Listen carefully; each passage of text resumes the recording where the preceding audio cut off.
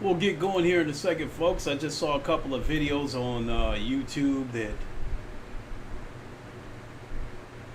that I wanted to save till later.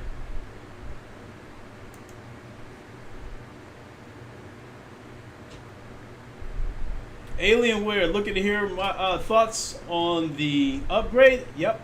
We'll get to that. Actually, we'll talk about that first.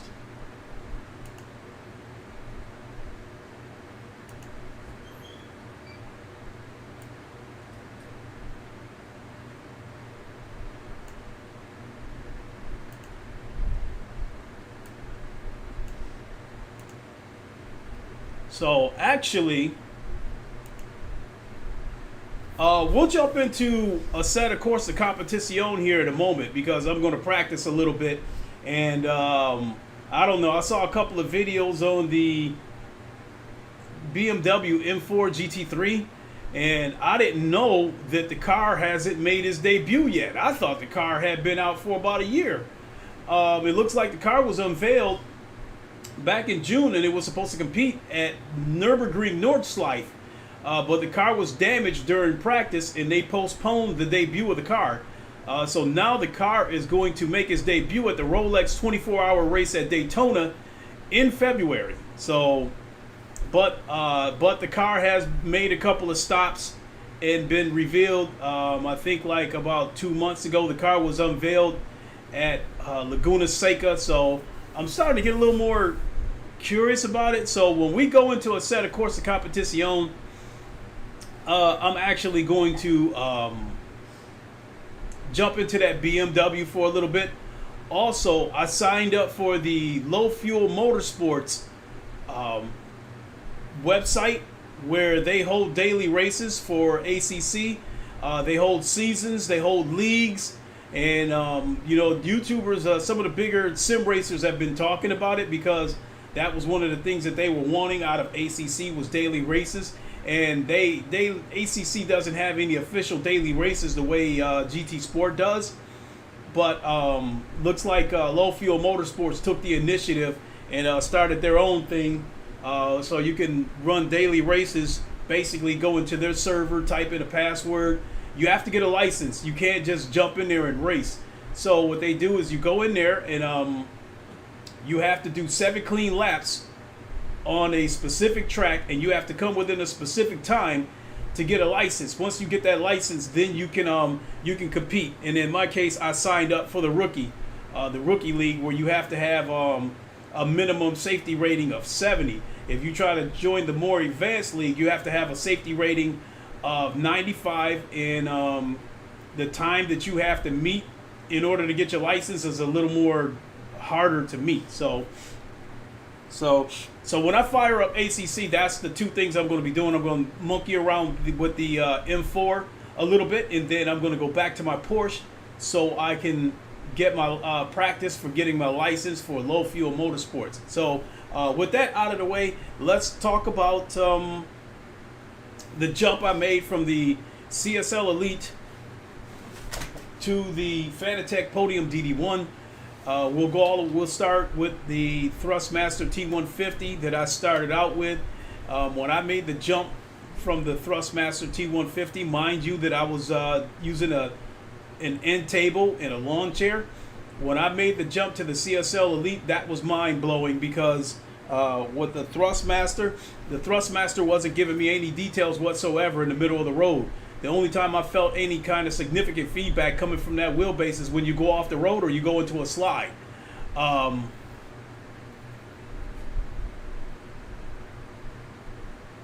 don't know what that's all about. Assistance from Microsoft Edge will collect searches in your browser to this data. Nah, they can get rid of that.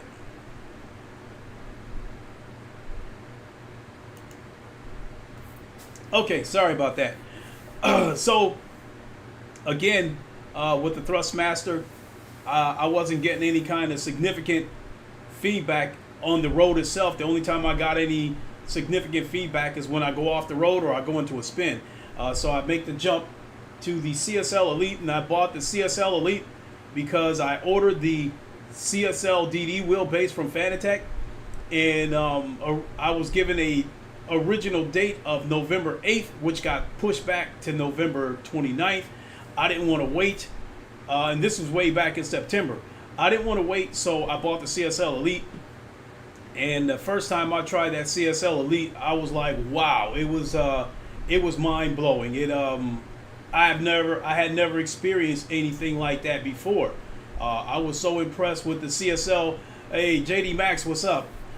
I was so impressed with the CSL Elite that there was a couple of times where it crossed my mind to cancel the CSL DD and just stick with the CSL Elite. That's how impressed I was with it.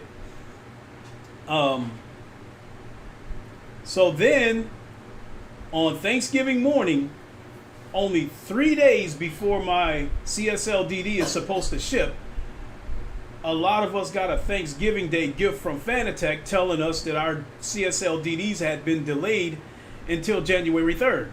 And I just felt like this was going to happen all over again. I felt like on January 2nd, I was going to get another letter from Fanatec telling me that the order had been delayed again until March or April.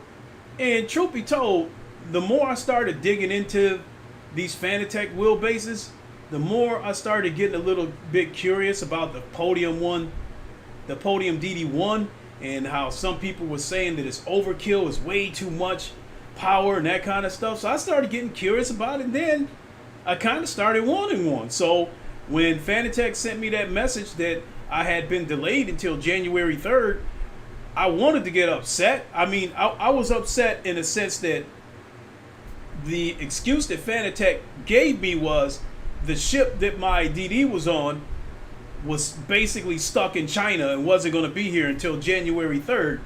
And my thinking was that you didn't just find this out a couple of days ago. You've been knowing this for a while, so you should have sent me that email a while ago. So I was a little bit upset about that because I felt like Fanatec wasn't being transparent.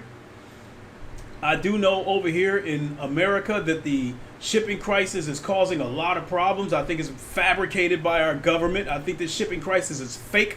I think it was manufactured, fabricated, created deliberately, however you want to put it. So anyway, so I saw that as an opportunity rather than get upset.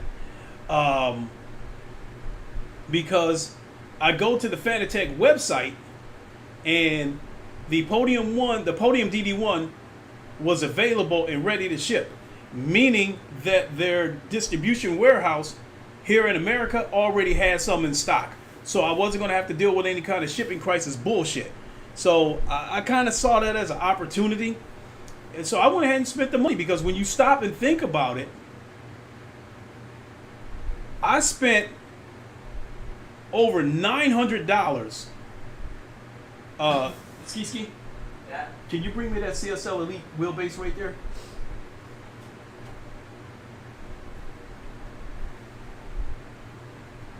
So here's my CSL Elite. I spent over $400 for this wheelbase on eBay because I did not want to wait for my CSL DD. So the money that I spent on the CSL DD, which was $520, along with the $420 that I spent on this off of eBay plus shipping, that it totaled up to $940. So I was thinking to myself that for extra for extra $300, you could have got a DD1. But at the time, it never entered my mind to get a DD1 because at the time that I bought this, I was still on a coffee table in a lawn chair. And I did not have plans to buy a rig. And once I tried this CSL Elite out and saw how surprisingly strong it was, and that the CSL DD was stronger, at that point I decided that, okay, you need a rig. I started doing the research on the rigs.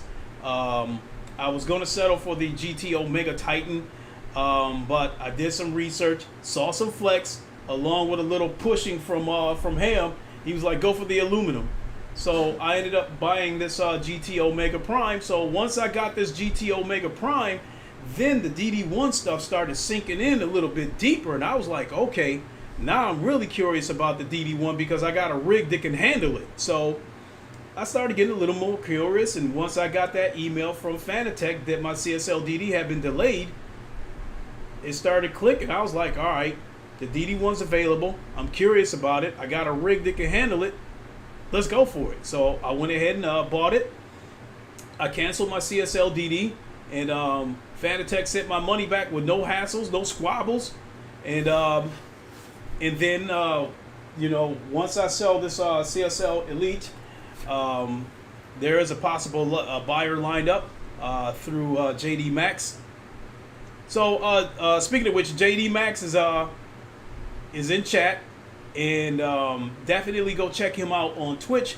So you are a moderator, JD Maxx. So if you wish to put a link to your Twitch channel in the chat, be my guest. So in fact, I would like you to put a link to your channel in the chat. So assuming JD Maxx is still here listening, once he puts a link to his channel in the chat, make sure you go check him out on Twitch.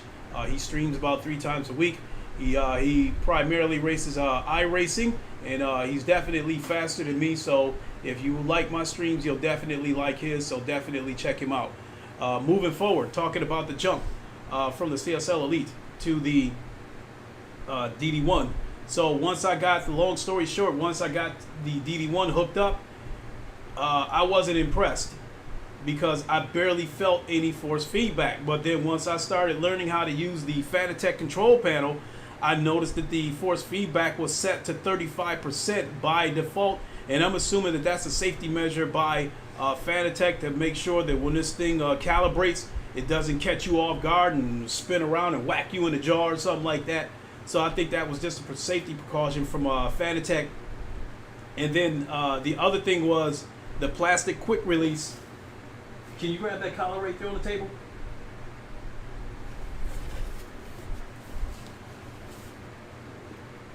Thanks. And so this is the QR light. This is the plastic quick release that came with my McLaren wheel.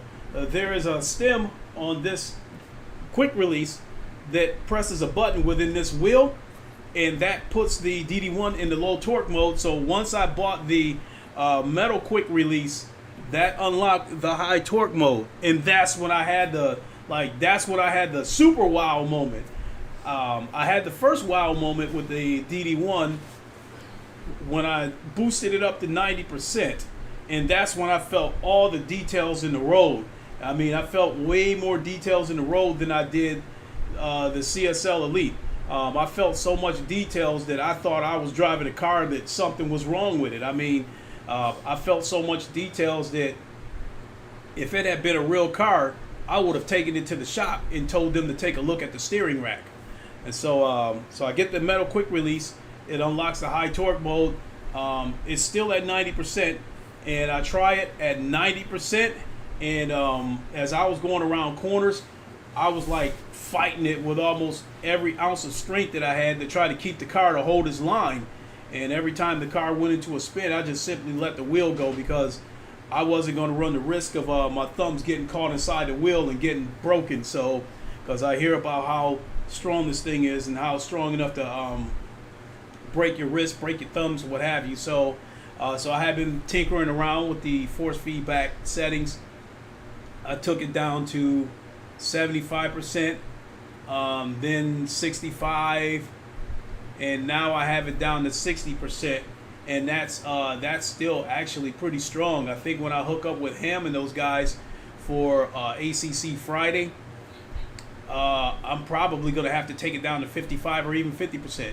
I mean, I love that strong force feedback because the car, in my opinion, is being honest to you, but it's something that I cannot do the entire day. And so yesterday, I actually reconnected this CSL Elite because I wanted to know. I wanted to know for sure how much of a difference it was. So I reconnected this CSL Elite, and although it wasn't connected, I still reconnected it.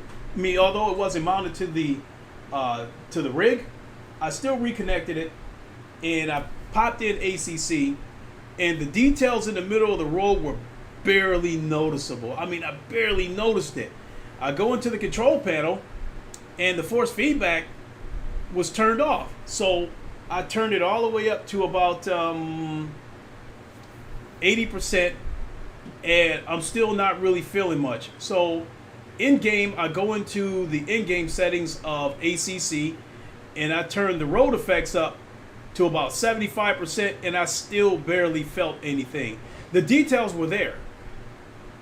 Make no mistake about it. It's just that once I came back to the DD1 and felt all those details in the road and felt those divots and tram linings and that kind of stuff, I was back to that holy shit moment. So all in all, yes, it cost me a little bit more money, but I'm happy with the decision that I made to cancel the CSL DD and go with the DD1. I absolutely love this wheelbase.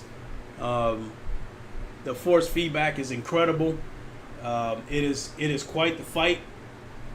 And I was watching my stream from Friday, and to you guys, the stream might have looked like it was dropping frames, which it probably was, but I was running the stream at 720p 60 frames per second. I think for the most part the stream was running smooth, but the force feedback was so strong on this wheelbase that you could see how every time I was going around corners, you could see how the screen was shaking. And I actually liked that because it made the race look more intense.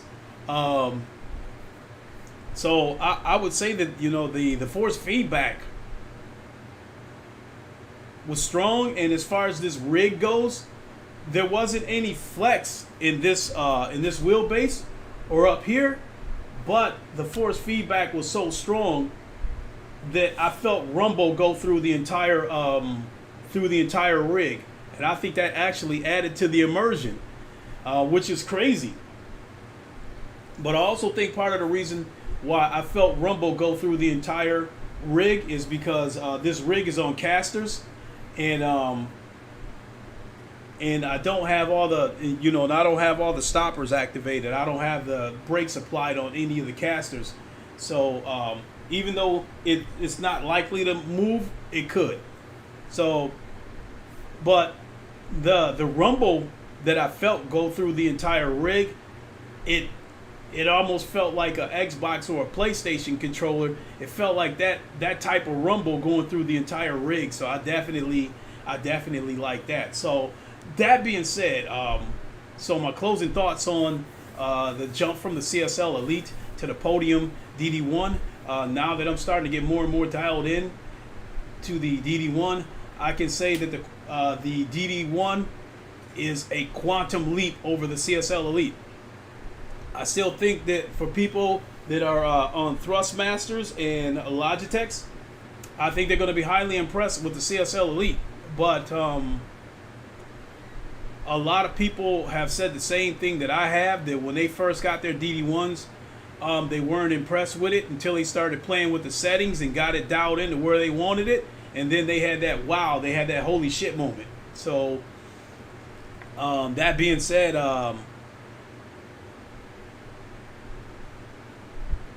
if you have I think if you have the CSL DD and you want more, if you're willing to spend the money, I think the DD1 is worth the jump. And it doesn't necessarily have to be the DD1. My friend JD Max has I think it's the VRS Force Pro, which produces the same 20 Newton meters of torque as the DD1 for $400 less. I think it runs about $800 for that wheelbase. I think the one thing to be aware of is that it is an American company, and there appears to be a little bit of a waiting list, because I think they're facing the same problem as everybody else. Demand is outweighing supply, so you might have, like, when I went to the site, I think if you ordered, it was probably going to be about a 2-week wait. So enough of that. We're going to talk a little bit about this F1 controversy that happened today at the Dubai race. There was a final showdown between Max Verstappen and Lewis Hamilton. I guess coming into this race, they were tied with the same amount of points, so that race was going to decide a champion. I missed most of the race. I think I came in with about 14 laps to go, and when I came in, Lewis Hamilton had built up about a 13-second lead over Max Verstappen. But I will say that there were some things going on in that race that I didn't think was cool. One of them is Verstappen's teammate, I guess a guy named Chico Lopez or something. He deliberately, I didn't see it, but I was listening to some of the watch-alongs on YouTube. I guess it's Chico Lopez deliberately slowed Hamilton down to give Verstappen a chance to catch up to him. So it sounds like it didn't really work, because I guess Hamilton got around him and was able to build the lead up on Verstappen. So again, he had about a 13, even a 14-second lead at one point. There was a couple of yellow flags. There was a couple of wrecks, but the final wreck is where the controversy came in. I think at the time of that final wreck, there was about 3 laps to go. Car spun out. Yellow came out. Safety car came out onto the track. I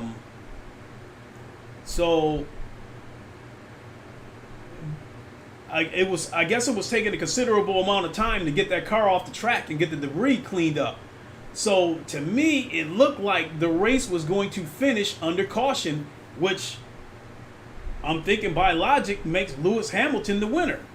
But while they were going around the track under caution, in between Lewis Hamilton and Max Verstappen were 5 cars that had been lapped. And I guess under the rules, under caution, lap cars are supposed to unlap themselves. All of them are supposed to unlap themselves. But I guess in this case, only the 5 cars in between Verstappen and Hamilton were allowed to unlap themselves. Basically, so now there's nothing between Verstappen and Hamilton. And Verstappen had already went into the pits under caution and got new soft tires, whereas Hamilton stayed out. He stayed out, and he was on hard tires, and he had been on those hard tires for a while. So the officials let the lap cars between Hamilton and Verstappen unlap themselves and let Verstappen catch up. Then they decided to restart the race. So now the advantage goes to Verstappen. So he got past Hamilton, and Hamilton made a hard run at Verstappen, and it looked like he was going to try to get past him on the outside, and Verstappen squeezed Hamilton to the outside and damn near forced him off the track. And so Verstappen won the race and become champion. So I kind of thought that was bullshit, that it looked like the race was going to finish under caution. And then I guess at the last second, whoever this Michael Massey is or something, I'm guessing that he's probably head of the FIA, made a decision that they were going to race one more lap. So they got the lap cars out of the way and lined the cars up for a restart. So if I'm Lewis Hamilton, I'm furious, because I feel like that championship was snatched from me. So So in my eyes, I just witnessed some American bullshit, because you see that kind of stuff in American sports all the time, where somebody's getting their ass kicked, but they want more drama, they want more TV ratings, they want more TV revenue, so they'll fix it so a chosen person will win. Here in America, though, when it comes to team sports, they have the high market teams that they want to win, because I guess that brings in ratings, that brings in revenue. In the case of the NBA, as well as TV, they want the Lakers in the playoffs every time because they're the high market team. When it comes to football, they want Dallas there every year because Dallas is supposed to be America's team. So they want Dallas there every year. I think they were okay with New England being there. But now that Tom Brady's gone, my guess is that they'll probably shift the focus back to wanting Dallas back in the playoffs and wanting Dallas to win the Super Bowl, because they'll be the most marketable team if they were to win the Super Bowl. And then when it comes to baseball, I don't even have to mention that it's always the Yankees every year. And I've watched so many Yankees games where the umpires influenced the game, where the pitchers got favorable strike zones, and the pitchers on the opposing teams got very small strike zones. So when it comes to baseball, I don't even watch the Yankees anymore because I know the umpires are going to fix it for them to win it. During the Pistons bad boy days in basketball, they had to get past the Celtics. And at the time, the Celtics-Lakers rivalry is what the NBA wanted. Larry Bird versus Magic Johnson. So those were two people that if you sneezed on them, they would call a foul. So the Pistons had spent so many years trying to get past the Celtics because they were going up against the Celtics and the referees. And that's the kind of stuff I cannot stand in sports. And I felt like that's what we witnessed today for the ending of that F1 Grand Prix. I can't stand when politics get involved. I can't stand where they will rob someone in the interest of TV revenue, in the interest of ratings, in the interest of viewership. So, seems to me, I don't know F1 rules. People can explain that to me if I'm not explaining this right, but it seems to me like that race should have finished under caution and Lewis Hamilton should have been declared the winner. And it seems to me like they made the decision to restart the race after Verstappen was able to get to the pits and get fresh tires. I think, I was talking to Ham about that, and we both agree that if Hamilton knew that the stewards were going to do that he would have went into the pits too and would have got fresh soft tires. And I think he would have kicked Verstappen's ass and won. So yeah, that's just witness some American politics. Happens in boxing all the time.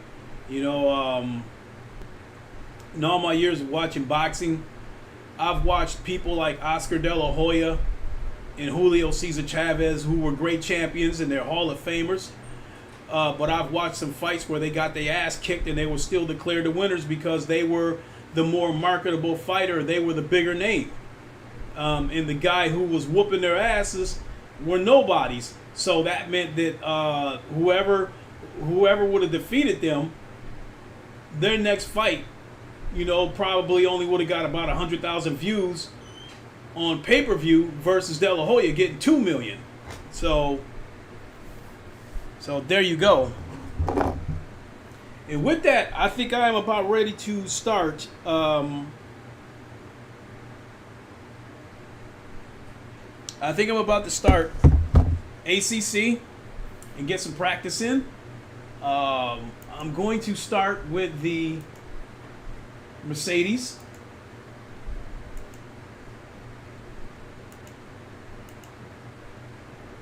I'm sorry, not the Mercedes, the BMW M4. I'm going to tinker with that a couple of laps. And then I'm going to go to Hungaroring and get some practice in with my Porsche and see if I can race good enough to get a license through the Low Fuel Motorsports website.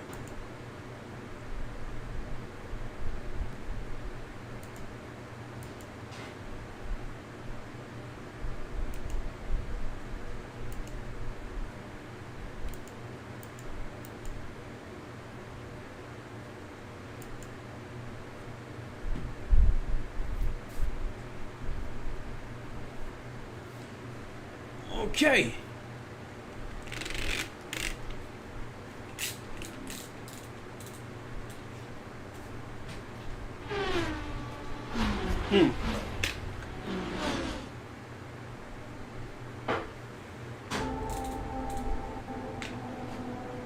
And here we go.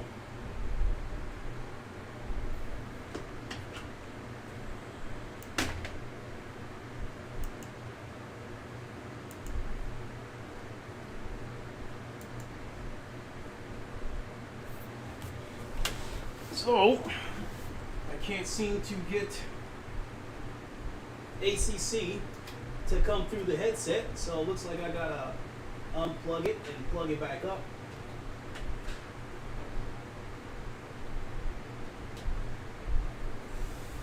See if that works.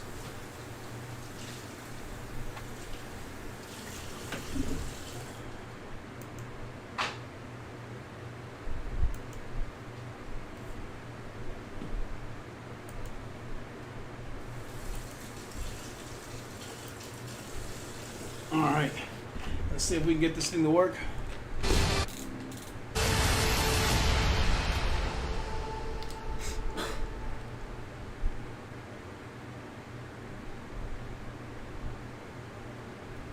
We got sound.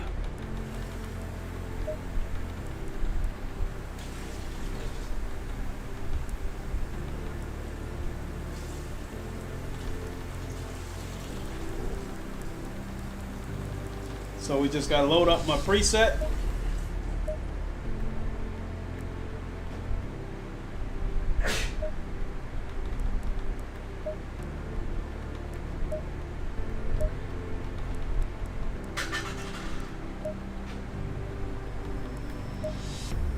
So we're gonna monkey with the BMW. The BMW.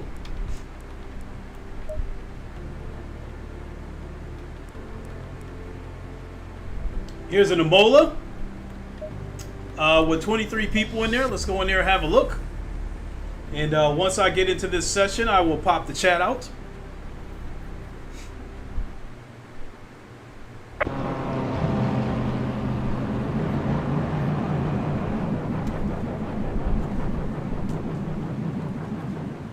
So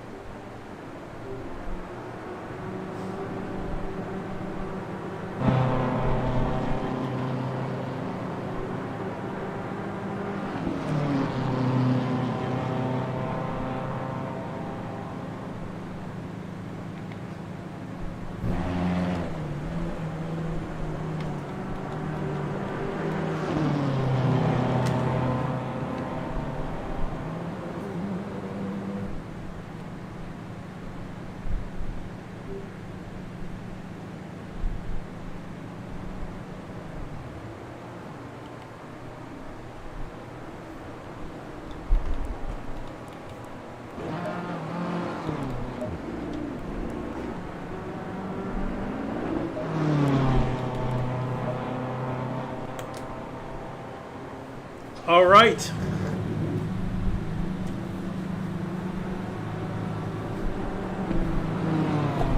I'm reaching for my gloves.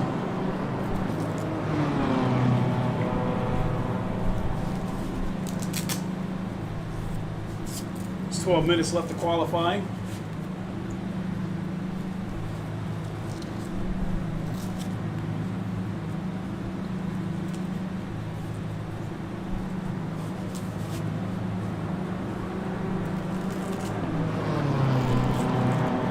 All right, let's go BMW.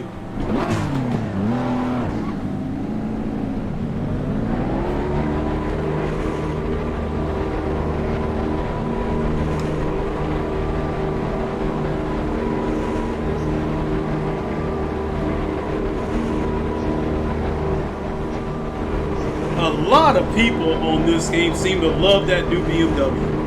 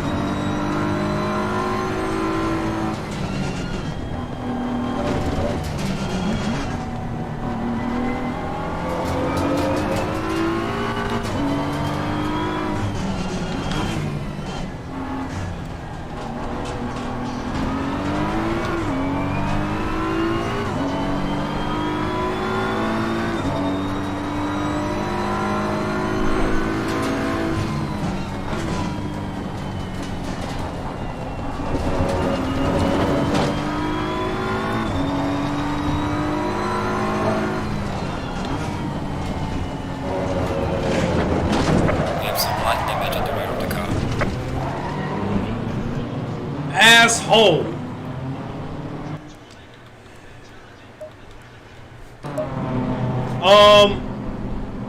What you guys just witnessed right there is another reason why I'm looking forward to joining Low Fuel Motorsports. Once I obtain a license through Low Fuel Motorsports and I start joining their daily races, I'm going to try to stay away from these open lobbies, because I thought, you know, I complained about how dirty the Forza races are. With this, I'm starting to find out with ACC, there's starting to be some real jerks on this game that I guess they feel like if they're faster than you, then you automatically have to move over for them. And if you don't move over for them, they'll bump you and knock you right off the track.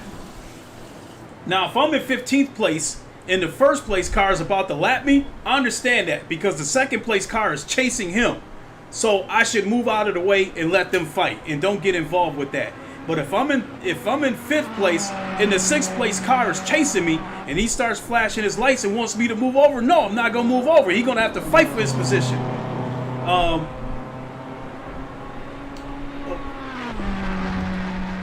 So sorry about the emotions, but that's like really started to irk me.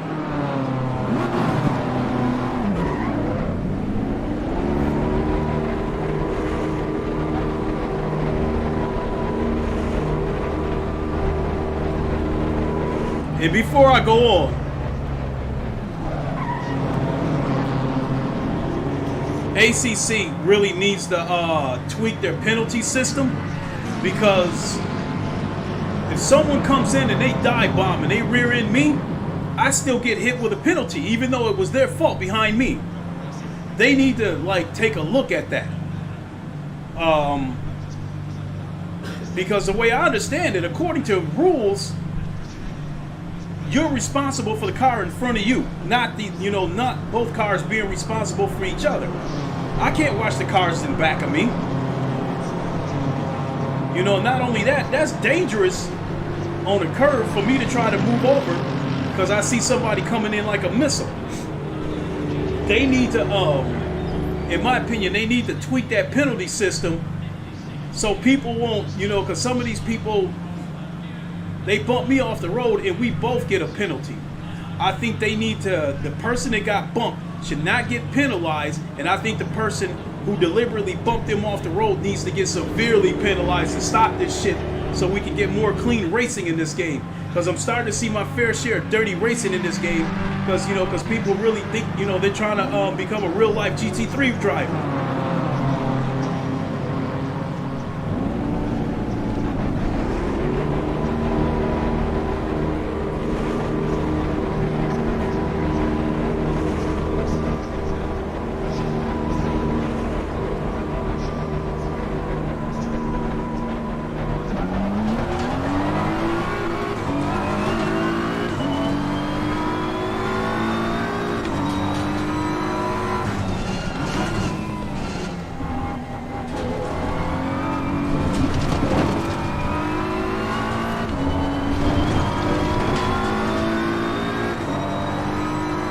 Ham, what's good?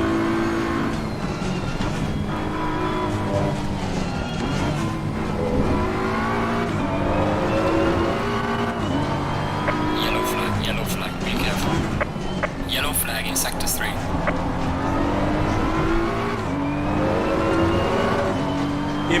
If you're jumping on Ham, I can meet you in the Discord.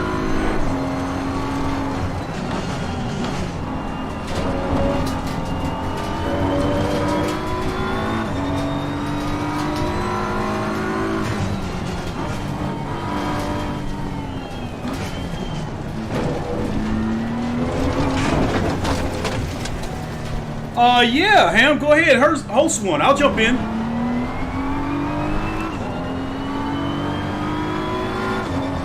Because this is only qualifying.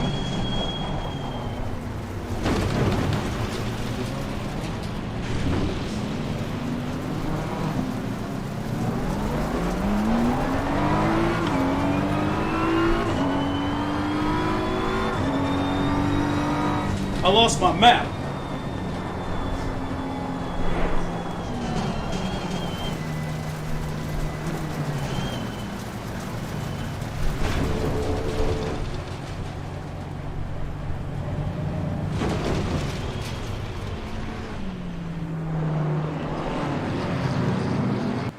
I lost the map.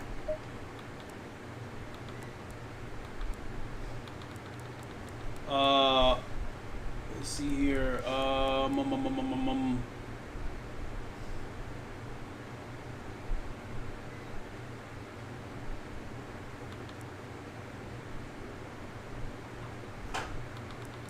Pit crew animations. Yellow flag in sector 2. Skip session in the sequence. I'm trying to find the mini map because I lost it. It's not there.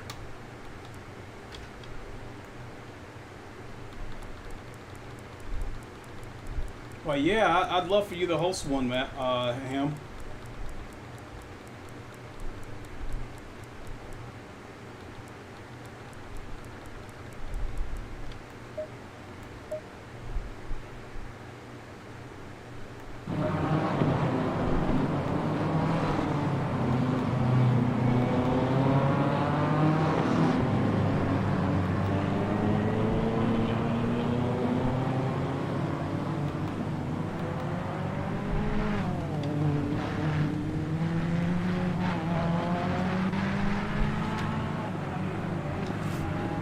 Yeah, I lost that mini map, so I have no idea where the...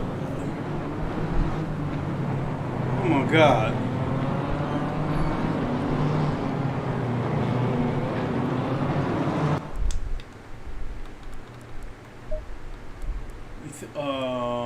HUD. Circuit map.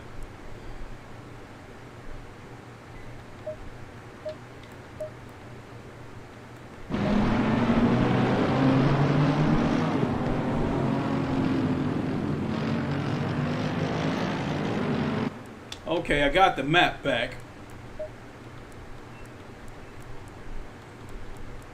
Circuit map.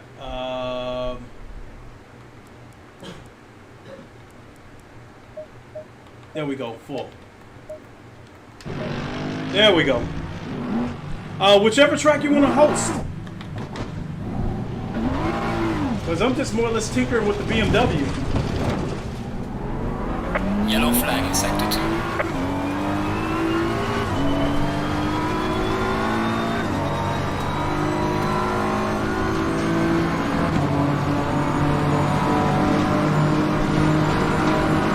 So just give me a holler when you got the server up.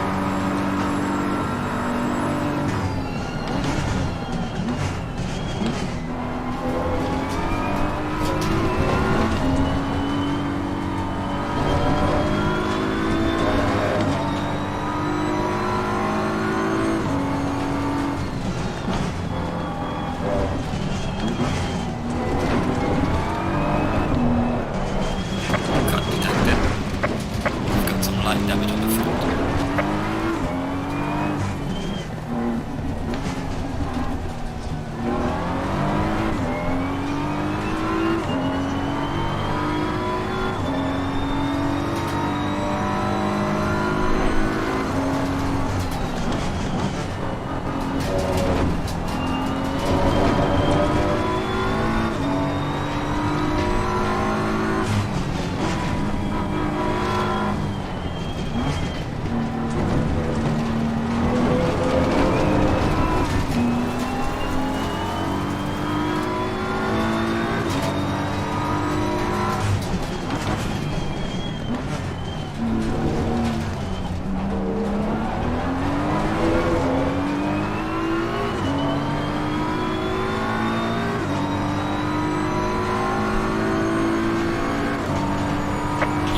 flagging sector 2.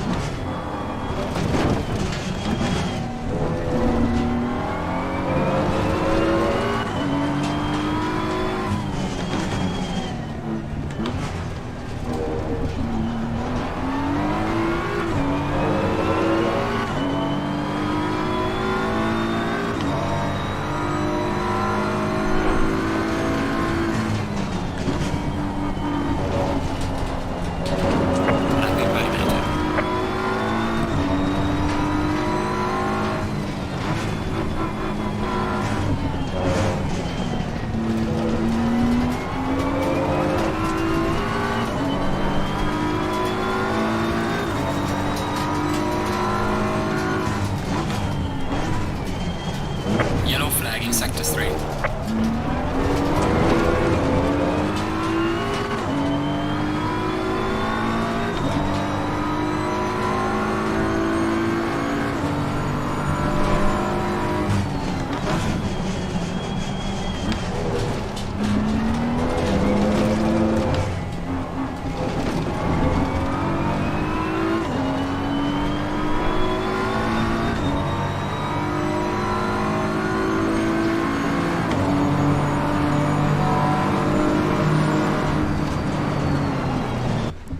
It didn't record my time. Let me know when you got it set up, Ham. In fact, I'm going to leave because I don't want my penalty, my safety rating to take a hit.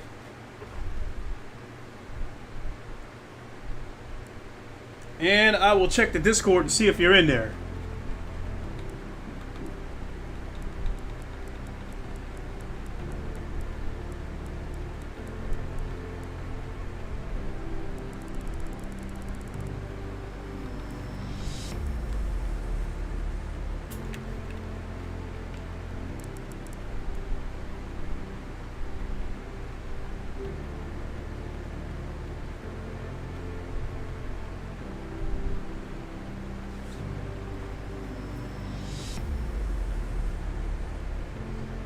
I think I could work with that BMW. Not bad at all.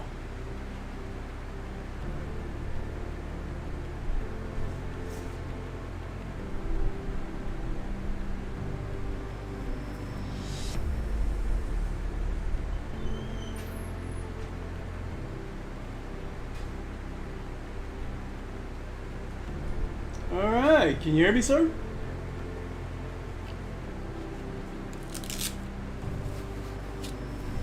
Maybe not. Oh yeah, I can hear you. Okay, cool. Alrighty, sir. Are we setting up a server? Yeah, it should be up. It's not joined yet. Okay. Let me see if it's listed. Where are we headed? Alton Park. Ah. At least for starters, anyway.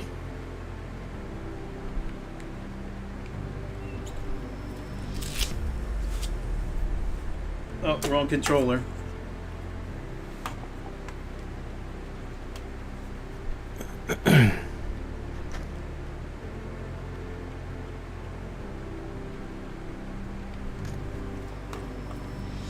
Alton Park. Let's refresh the list.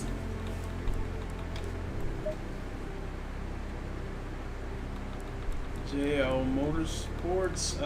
What's the title of the server? Usual, starts with HamVR. Okay. Because I don't think it populated on my list yet.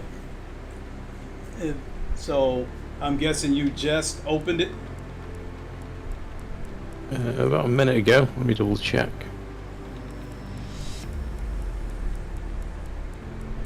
Yes, it's online. Yeah. So I think let's like see every time you open a server, I think it takes like 2 or 3 minutes before it shows up on my list. Right.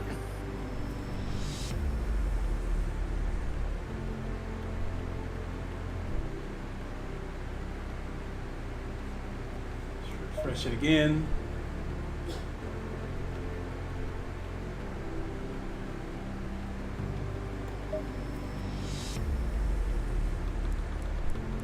Let's go down the list, see what we see here.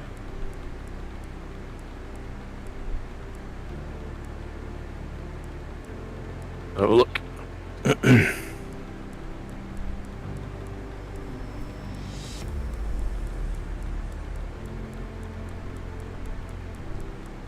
Nope, it's not there yet. Yeah, I can see it. Straight away. A server type, you got all selected? I've got it filtered.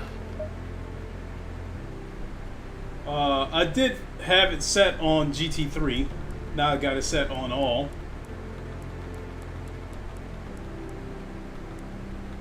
It is GT3 anyway. Here, I'll just search for it by name.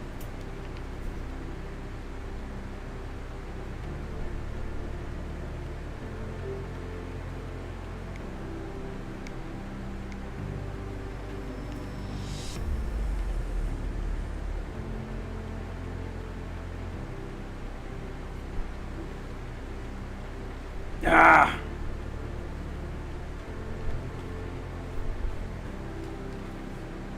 It's like I gotta do this the old-fashioned way.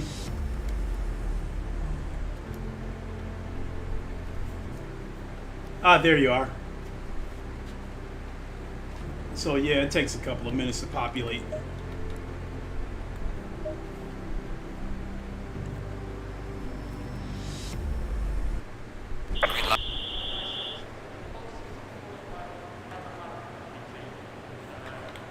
Let's get the setup going here.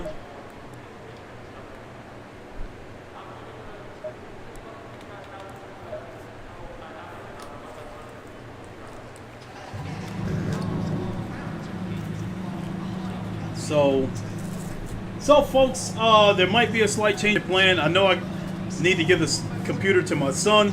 So after I get through with these sessions here, I'll probably have to come back later on to do the stream for the practice for the Low Motorsports license.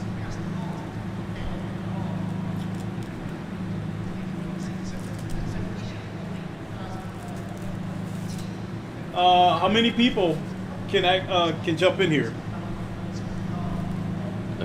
28, I think. All right.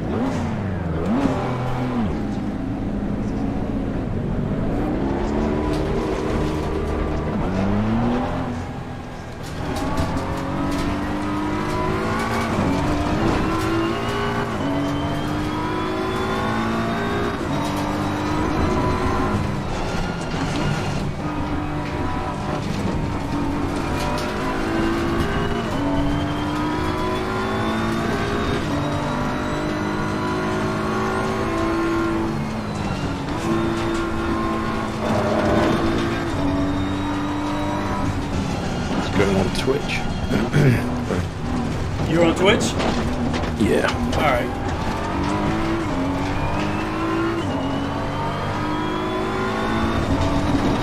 Have you talked about the race yet? The F1? Unless your thumbnail was Yeah, I talked about Lewis. Yeah, and I pretty much echoed what we talked about. That I think they screwed Hamilton.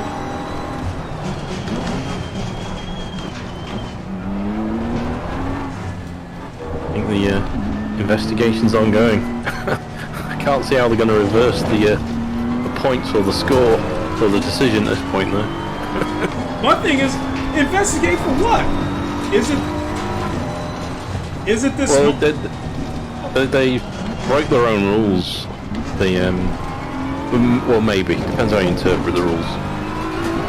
Because like afterwards, I've seen there's like rule 12.9 or something about safety cars, and it actually says, which I wasn't aware of, that when a safety car goes back in, any lapped cars must pass the safety car before it resumes.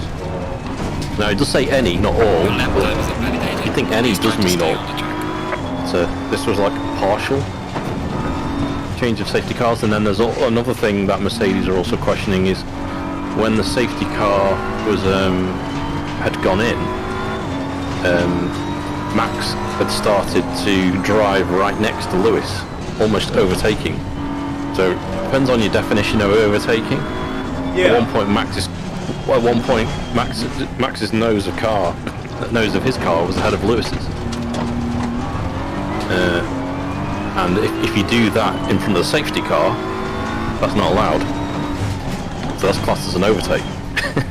But is what Max did an overtake? So, yeah, there's a couple of technicalities, but I don't think it's going to come to much. Now, isn't this... Here, let me pull over for a second. Okay, so isn't this Michael Massey or whoever he is? Isn't he the boss of FIA? Yeah, I think so. So what's the... how are you going to investigate the boss? They're going to overturn the boss? Exactly. I don't know. Get a new boss. So, that almost sounds like some mafia shit. Well, because I was watching through Vlad TV. I was watching, an interview with this guy named Michael Franzese, who was part of the mafia, and he rubbed elbows with some of the most famous mobsters, during the 70s and 80s. So what he explained how a consigliere works is that he's the go-between between the boss and the men. And if the men have a problem with the boss, they bring it to the consigliere, and then he discusses it with the boss. Now, if I'm a worker and I got a problem with the boss, how am I going to complain to the boss's right-hand man about the boss? You end up dead.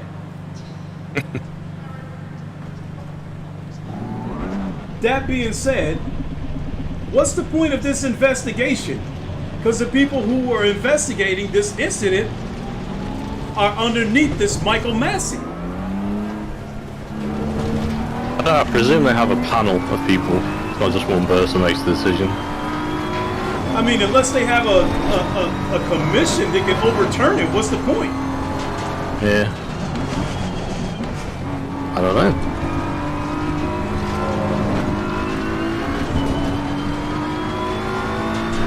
To me, that's just a big charade.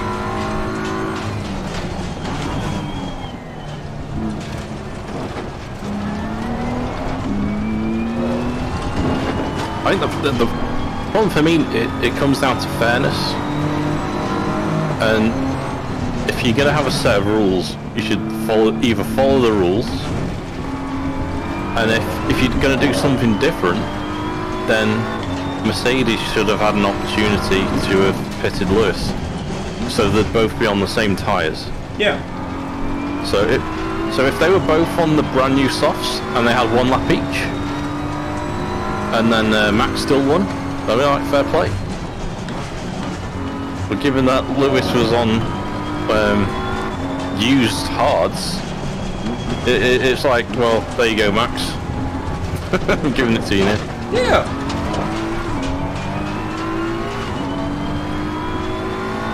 What?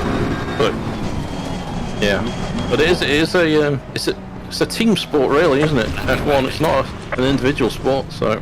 Yeah, not to mention that dirty Mercedes crap. made that decision. Yeah, and not to mention that dirty crap I think that Chico Perez did by blocking off Hamilton so Verstappen can catch up.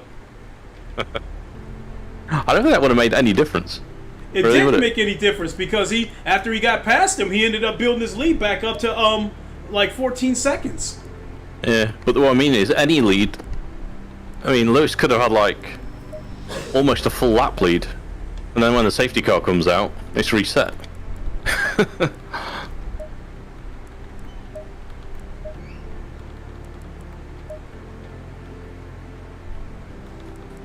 I went back to my Porsche for this race. Green light.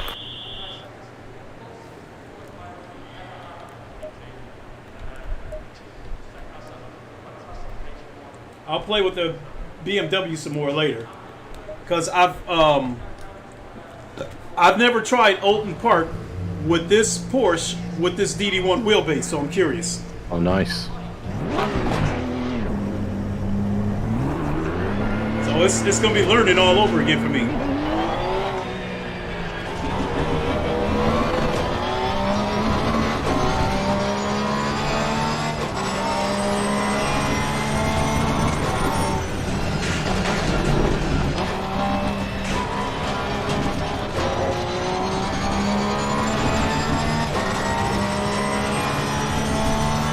Move over. There is a driver.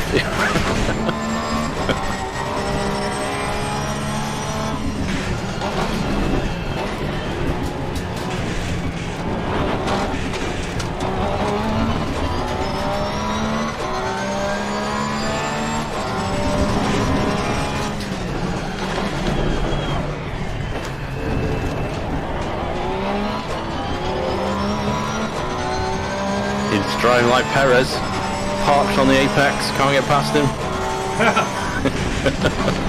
Holy message. Oh, too hard. And now he's doing a Lewis, cutting the track.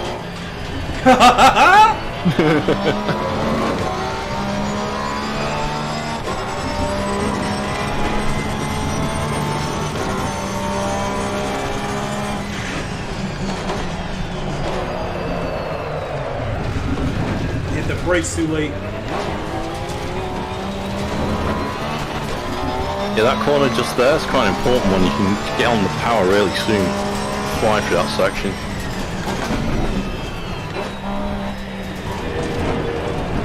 I didn't do it right.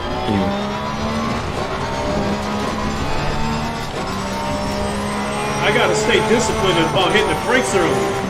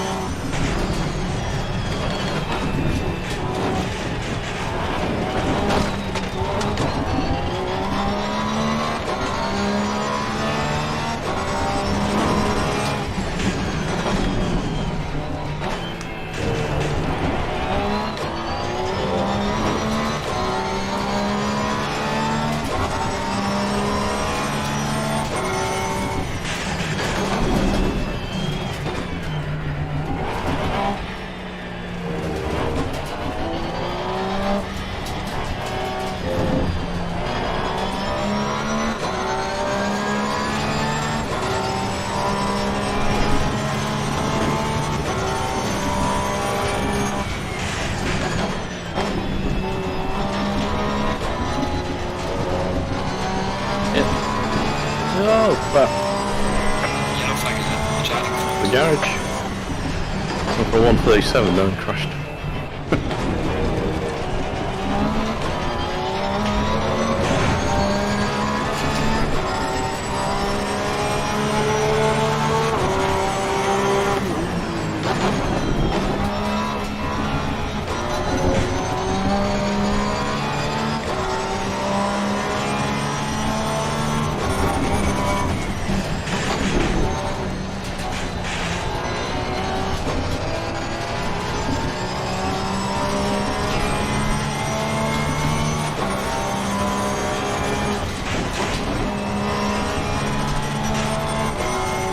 I don't know if you saw Link, I did a load of benchmarks, on the Reverb G2.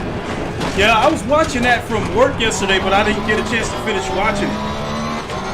Probably not that interesting unless you've got a G2, yeah.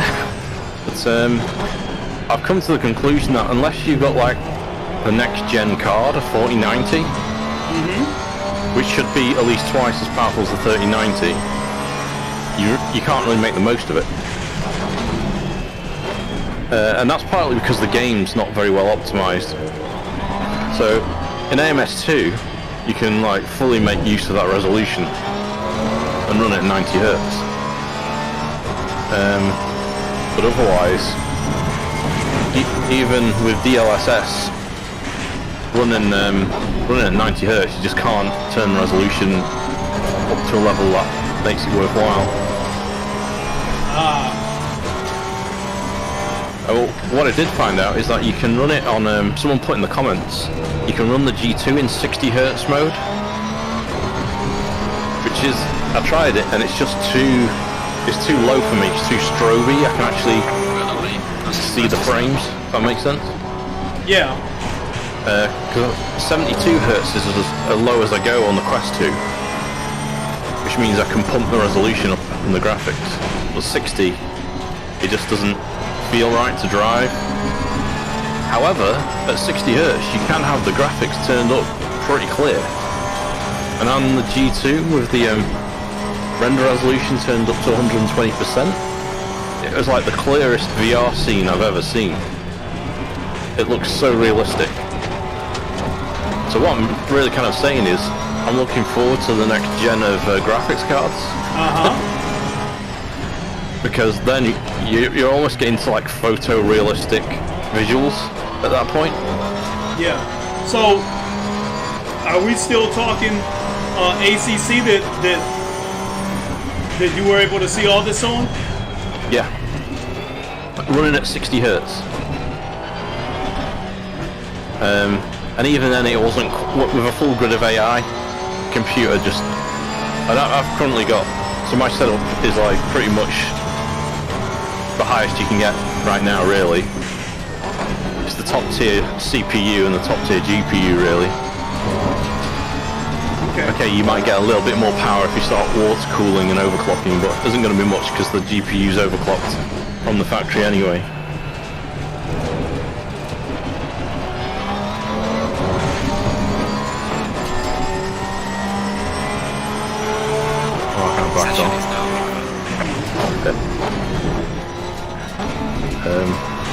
But what it did make me think is really the resolution of the PSVR 2, which is going to be, I think, just under the Reverb G2 resolution.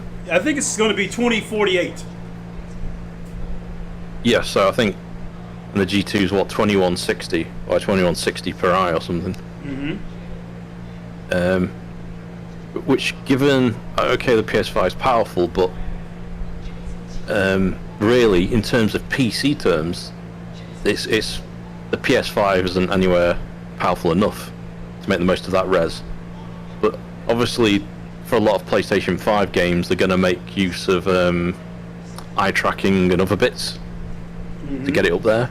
But I can see why going beyond that resolution for this current generation of console hardware, it seems about right. You might think when it comes out, oh, it's lower than the G2 and the Vario Aero and what's the other one that's coming out? There's the Pimax that I've got like really high resolutions.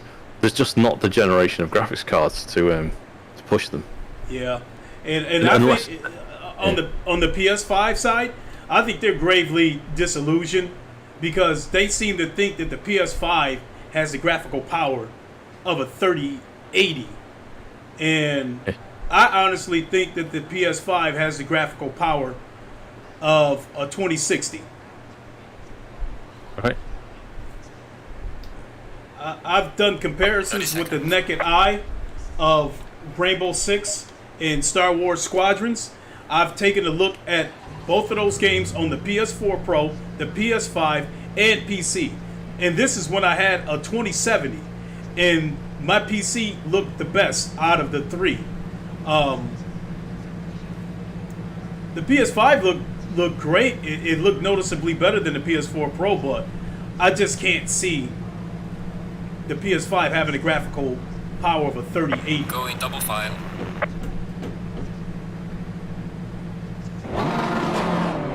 You on the grid link? Oh yeah, I can see it. There was 2 other guys in here with us. They must have left. Yeah. They saw my quality time and said, hell no. Oh, okay. I only messed. And it wasn't even a quick time, really. I guess we're just gonna have a pleasure drive. I don't know, Home Park, I guess, isn't that popular. People seem to just love Spa and Monza. Pretty much. I don't know how people don't get bored of doing the same tracks all the time. Green light. I can go for a cruise.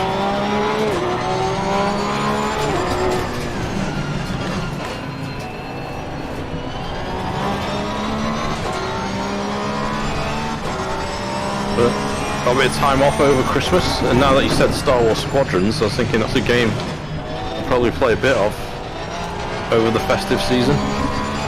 Sure.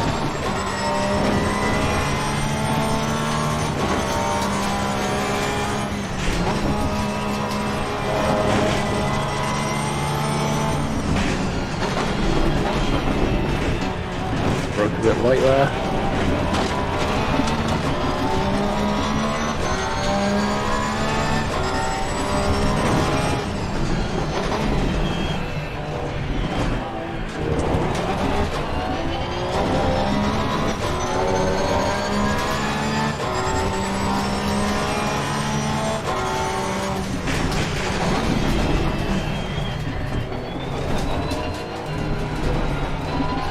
Changed my paintwork slightly, got rid of the yellow, gone for like a purple and grey theme. So you're still rocking the matte black finish. Oh yeah, I love it.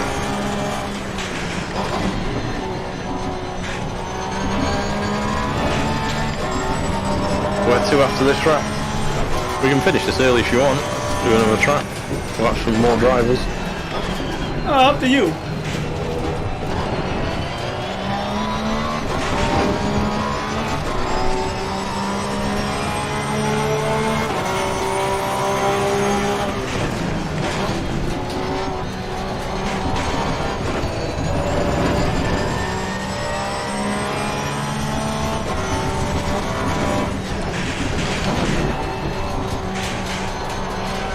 Hey, I didn't used to like Holm Park when I first raced it.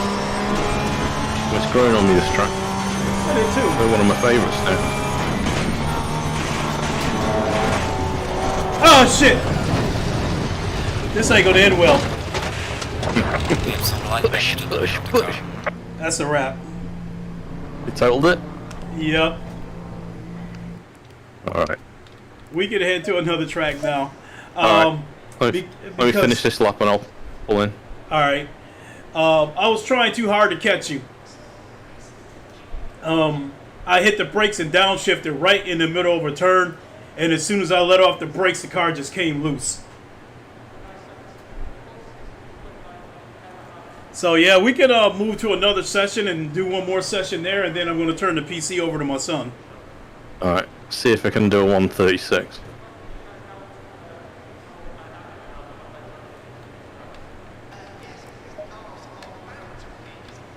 Oh, I'm still on a 137 just, with the brake light.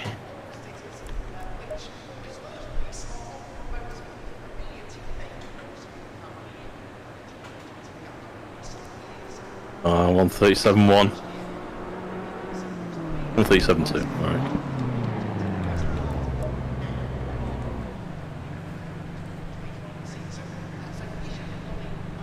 BMW's got some nice rumble to it.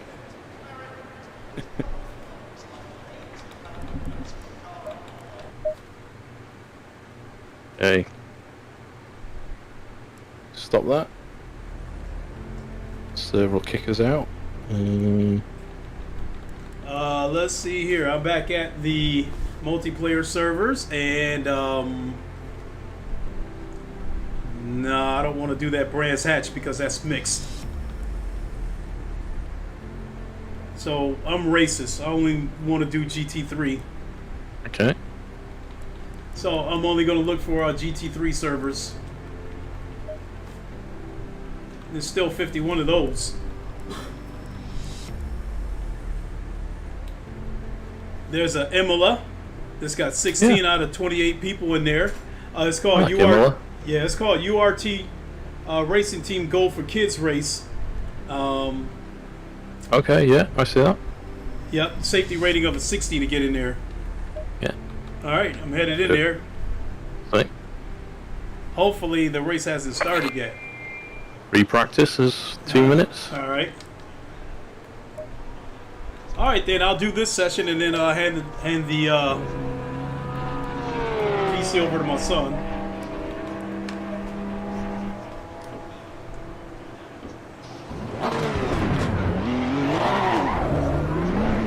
All right, I see you.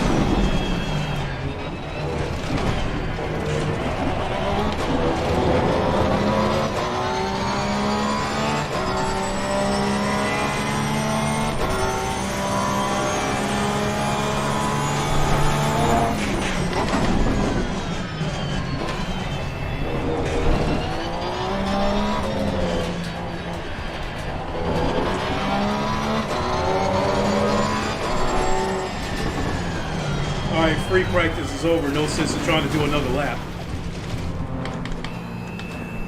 Okay, so I'm starting to find something to complain about with this game. Yeah. I think they need to seriously tweak the penalty system. Yeah. What I'm starting to find out is that a lot of the faster racers coming in, they instantly expect you to move over. And if you don't move over, after a couple of turns, they'll bump you out of the way.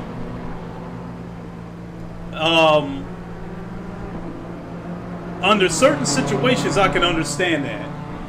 If I'm in 10th place, and the first place car is about to lap me, I should get out of his way because the second place car is chasing him.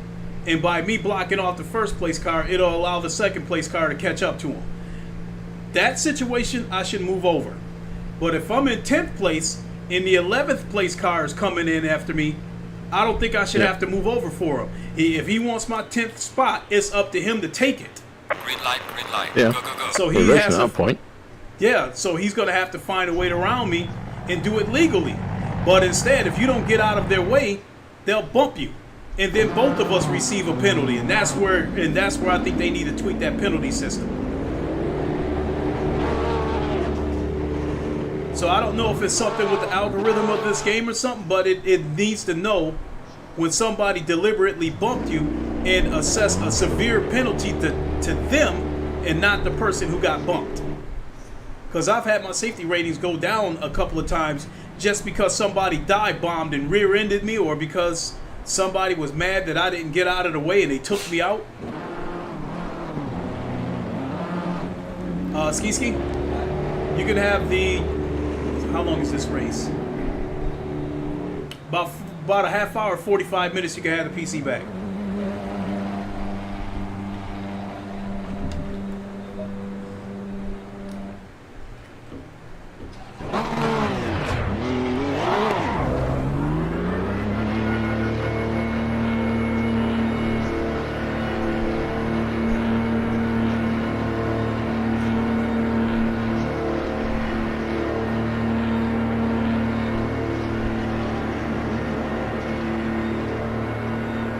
I'm gonna do a couple of laps and then I gotta grab a drink. Shit is hot in here.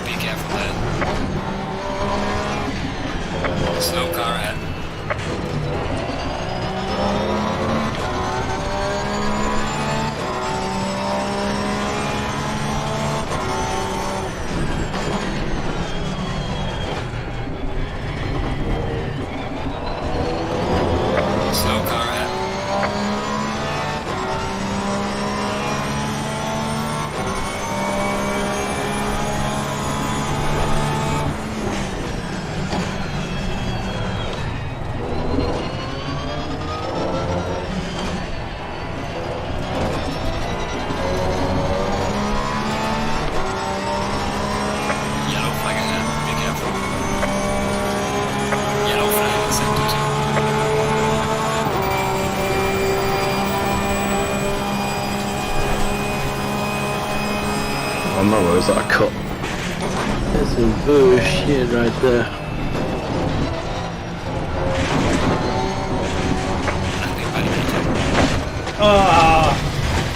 This lap's a wash.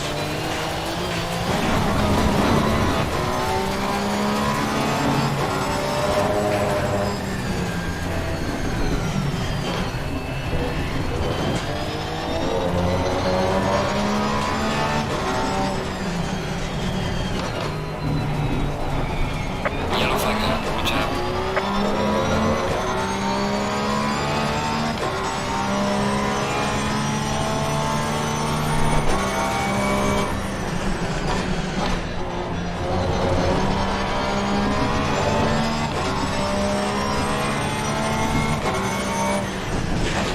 The car in front to give me a tow.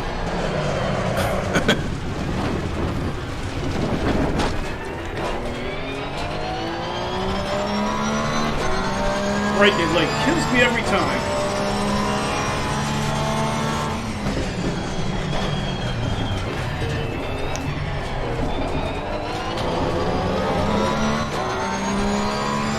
Yellow flag in sector 2.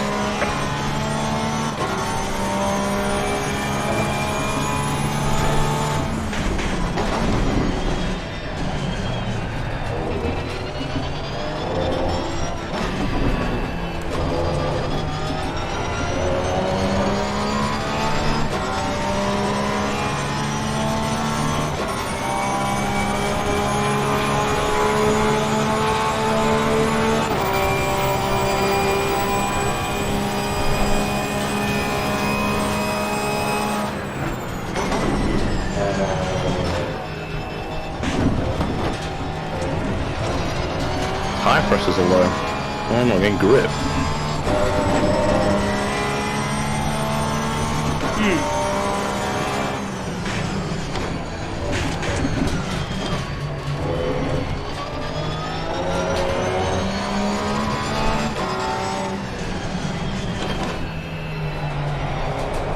Yellow flag out, watch out in front.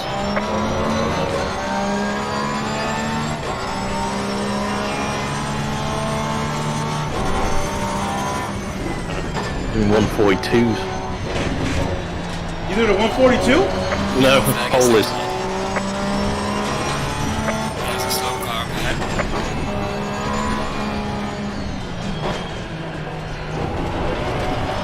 Yellow flag, be careful.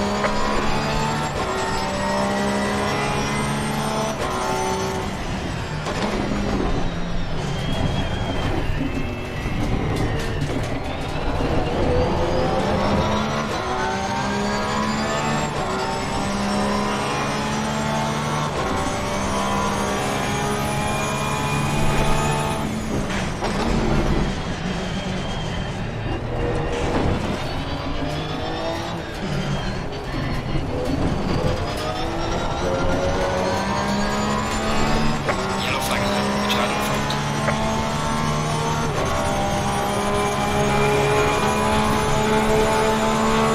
There's a time in sector 2. Yeah, I'm on the 16th of the minute. 2.8 seconds behind.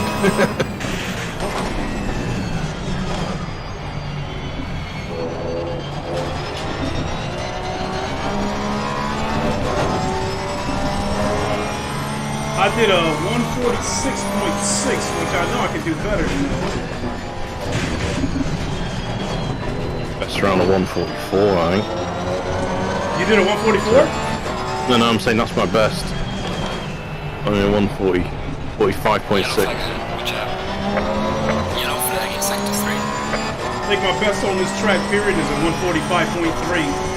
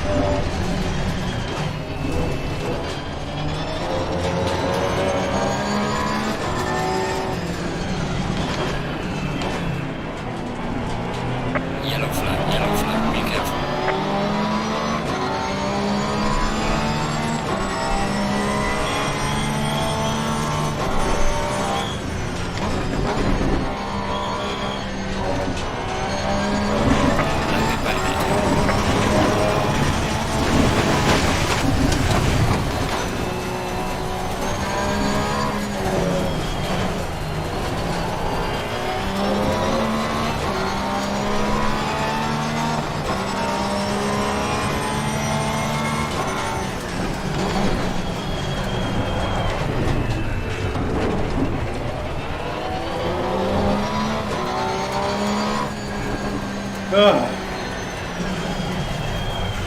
think it's time to have that drink. I was trying too hard to keep up with the car and went wide. I will be right back, sir.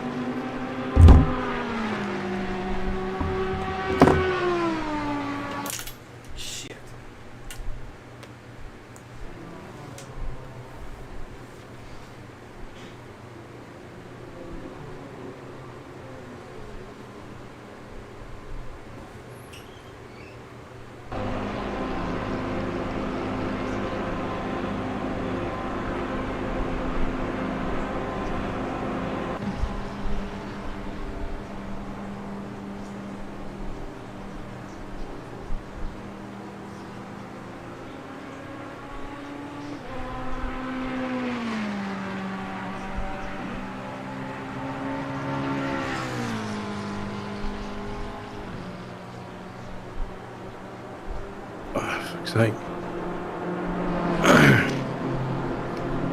Put me off my lap, just pointlessly jumped to the inside of me for some reason, like it's gonna pass.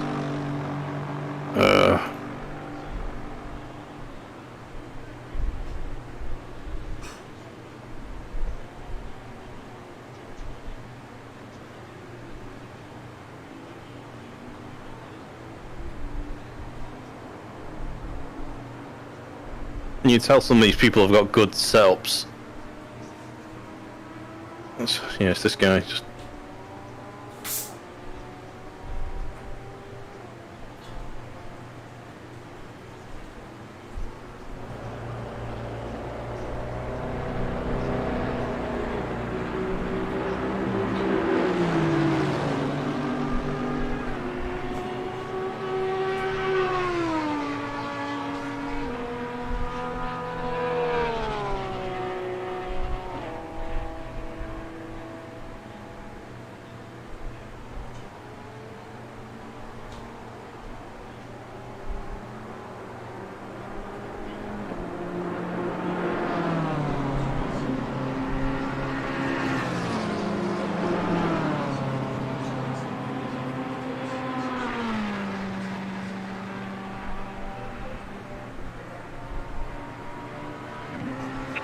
It's a shortcut.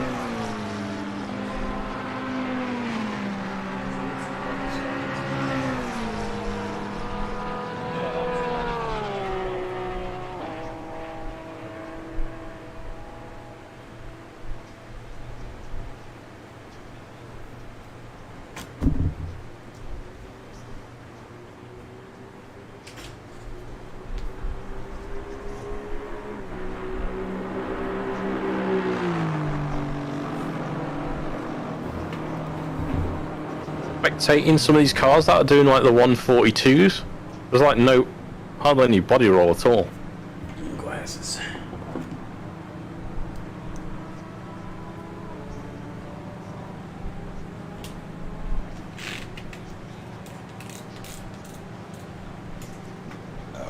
Oh.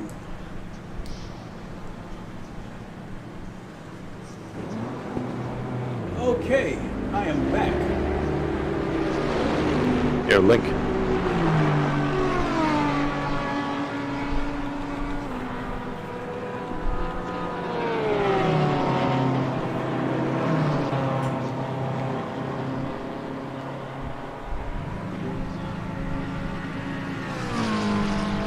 I got an issue here.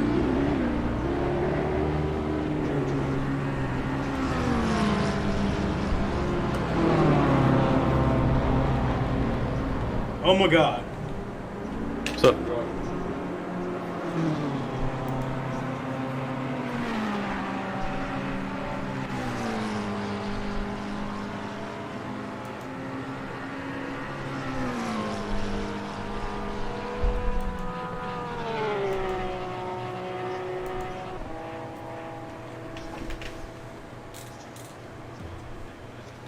Okay, we're in business. The headset was flickering for a second. And none of the inputs were registering.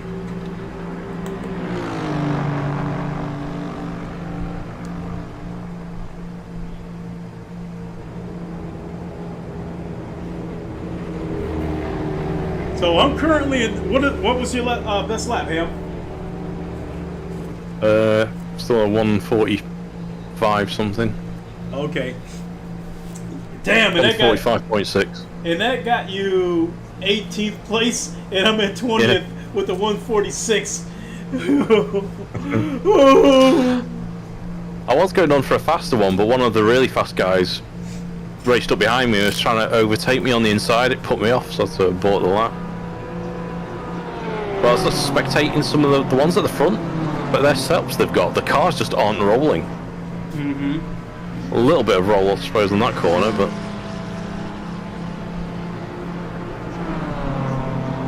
One thing I will say, after going from that BMW to jumping back in my Porsche, I think the BMW feels heavier and more stable, yeah. even with the understeer that it has. Yeah, I don't mind the understeer. Sort of account for it. Used to it now. Actually, the understeer is actually a decent thing because right before you jumped on, when I was experimenting with the BMW, one thing about the understeer is when you get out of the apex and you step on the gas, you don't have to worry about the force feedback suddenly shutting off and then you got oversteer. Yeah.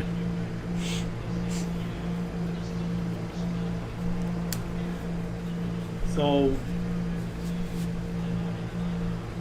from what I'm seeing, the advantage that I have with the Porsche is if I line the car up right, I can get a good launch out of the corners.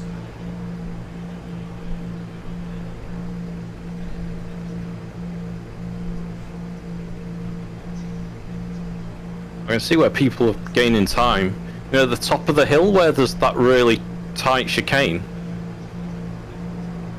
It's like a there's a chicane at the top of the hill. A lot of drivers are able to just go over that really quick and not come off. I find if I go too fast, I just spin off on that bit. They're gaining a lot of time there. Well, that if we're talking about the same chicane, at the top of the hill. Yeah, about 2/3 of a way around the track towards the end, you're going up the hill. Yeah. And then you have to brake really hard, and it's a left-right.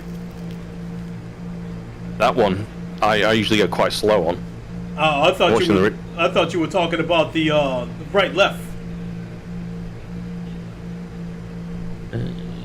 Maybe it is right left. Yeah, if we're talking about the same chicane, I don't go through there very well because I'm scared of the sausage curves because they're kind of high. Yeah, you have to go over them a little bit to cut it. But the speed that I go is enough to not come off. I seem to be flying over them still. Exactly. So I think they're gaining a lot of time on that bit, I think. And I think the setup helps. You need something that's going to get you around corners quick, but also take those sausage curbs. Probably a higher ride height, maybe. Yeah, I didn't think about Anyway. I'd rather start further back anyway with these lot if they're going that quick. that. Oh, I'm starting at 25th.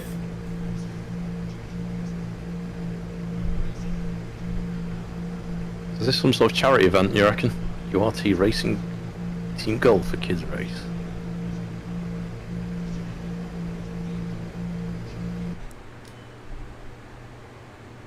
Not only that, I'll be quite a few people behind us didn't even bother qualifying, so they're probably quick as well. Yeah, I noticed that too. That can Probably find out we've had some sort of pro league race we've joined. I don't know. That's pro charity event. That's a problem too because the faster racers who don't qualify, they'll come by and you know, and I think those are some of the guys that will knock you out of the way if you don't get out the way. Yeah. 25 minutes. So how many liters? 40? 45? I'll stay with the standard 60 that's in there, just to be safe. Because I also drive with the RPMs kind of high too. No, but it's 50. That's probably way too much. What's that? 30 I'm gonna seconds. go with 50.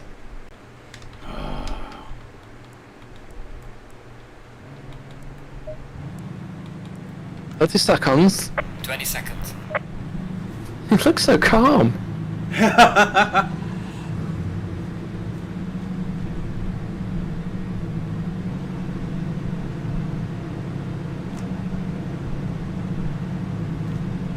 Is that you behind me? Yep. Nice. Do a lights test. Can you flash your Going lights? double file. I don't think I got my. I can hit you with the left turn signal. Oh yeah. So nice. Because I don't think I got my lights mapped out.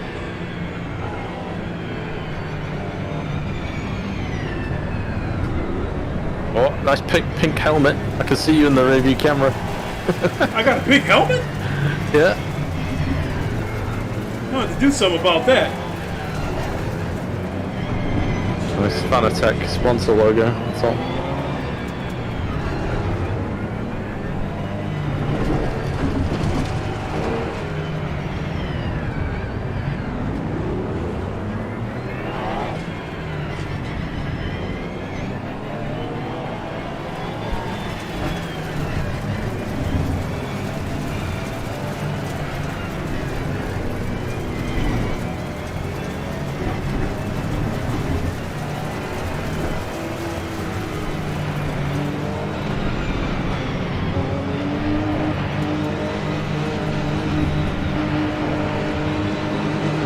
Green light, go, go, go.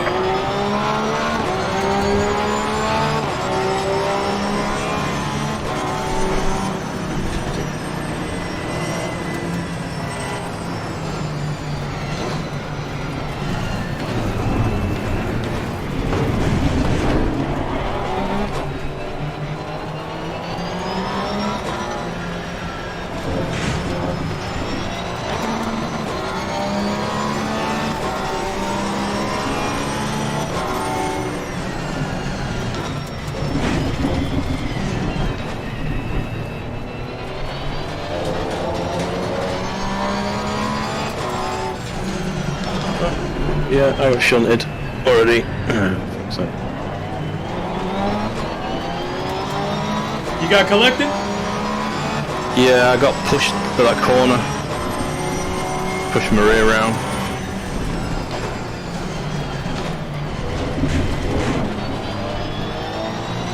Someone right on your ass.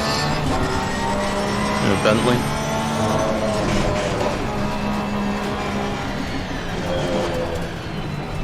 I think that Bentley Ooh. behind me. He's behind me now. Yeah, and the orange car in front of me is walking around. Like server light. Yellow flag ahead. Watch out in front. Oh, that Bentley's bumping everybody.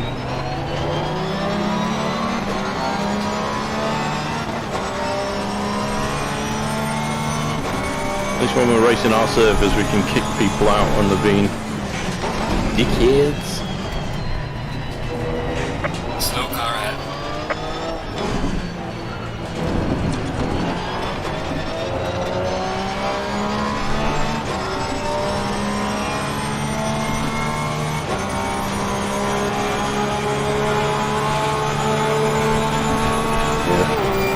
Yeah, I'm right behind that Bentley. I got my eye on him.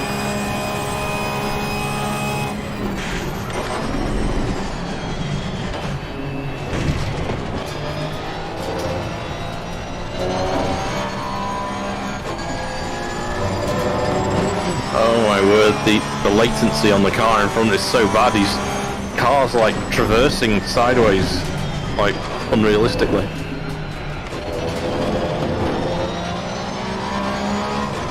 So you've got a Ferrari in your ass. Yeah, to the point where he was worrying me a little bit.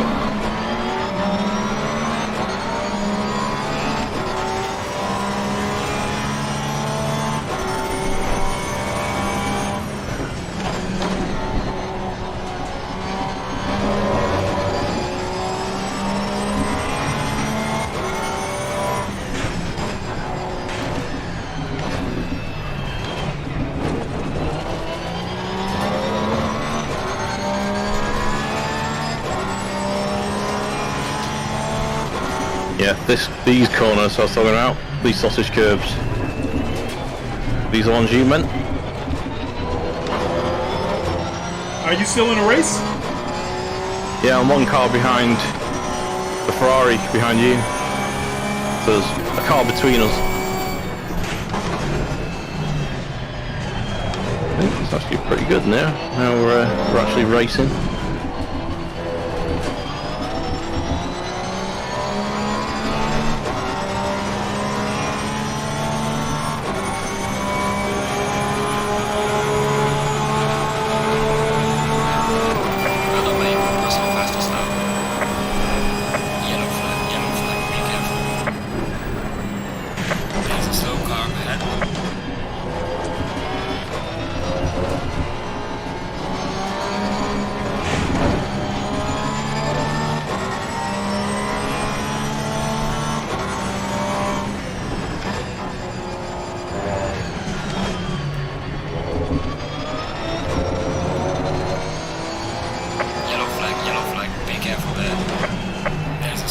Oh shit! Whoa.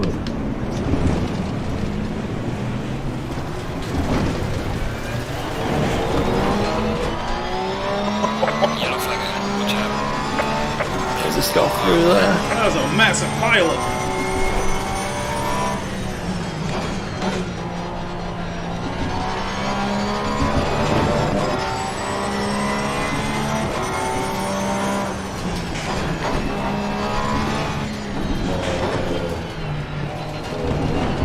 Oh, I managed to get through that chaos out the other side just.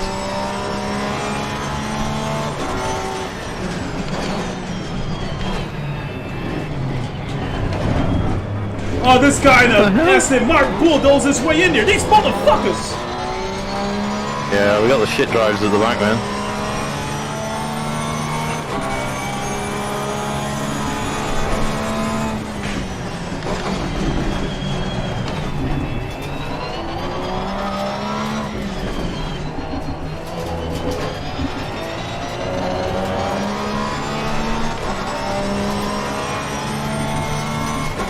That's about to be another Yeah, wreck. in front of me. These guys are fighting it out in front of me. It's about to be another wreck.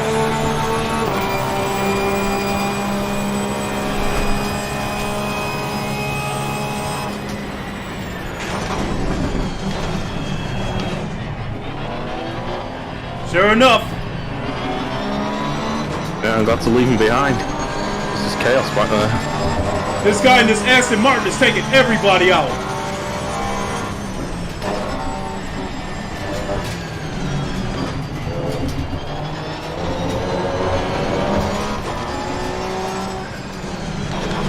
He bumped me too, so I'm thinking about taking him out myself.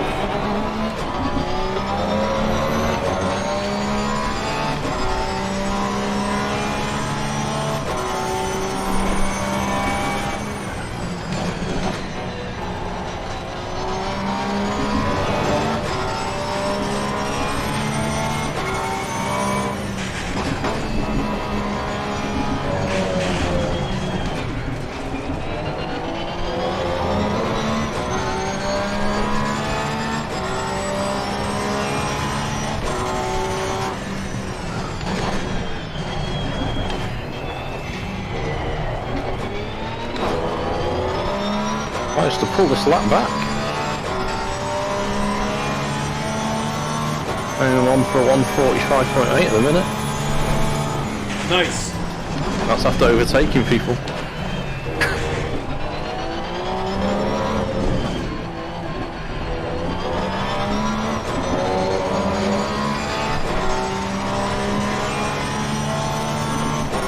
On 45.7, not bad. Nice.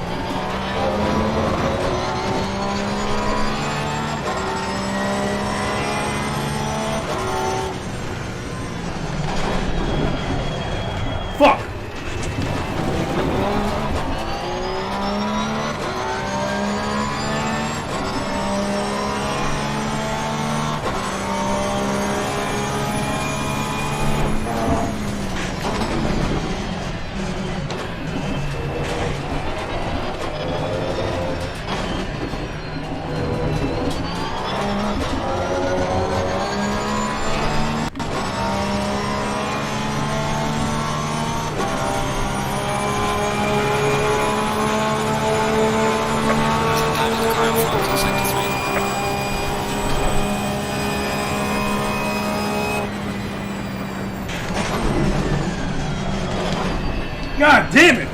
There's a slow car up ahead.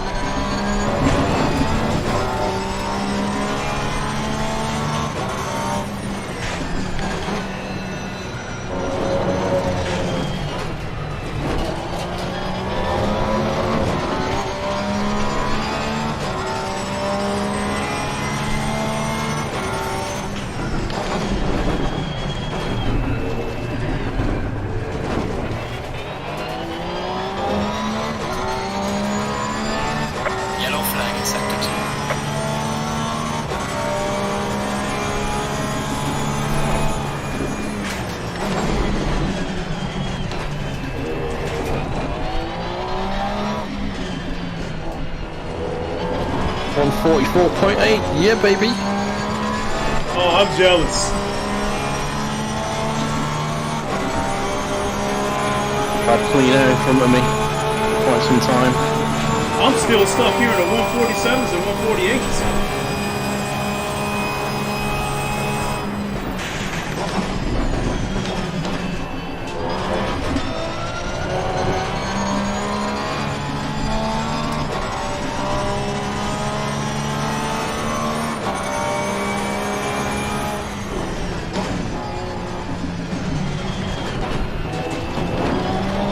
God damn it!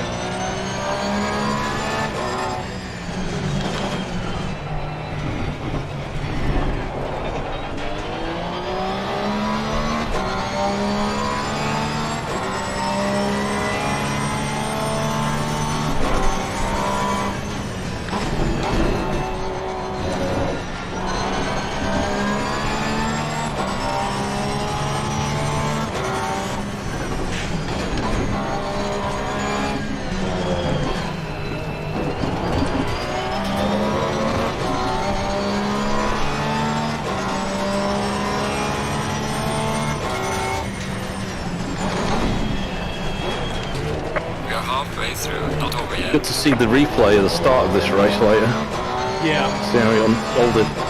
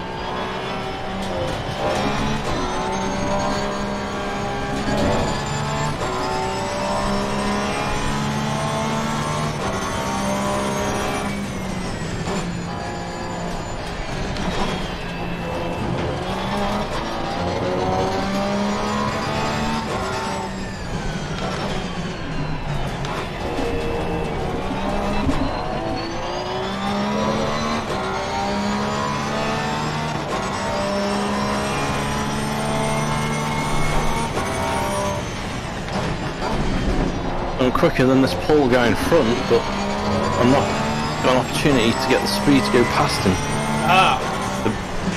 The bits I'm quicker than him at are not overtaking areas.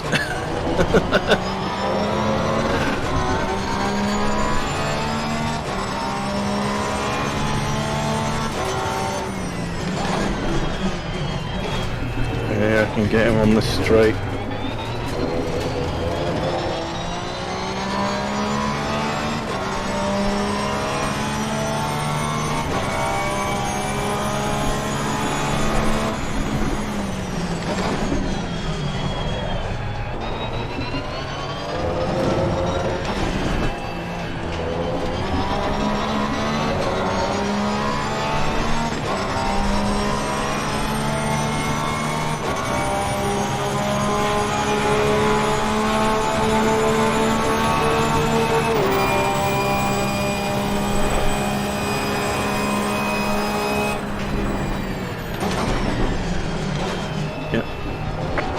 Shifted.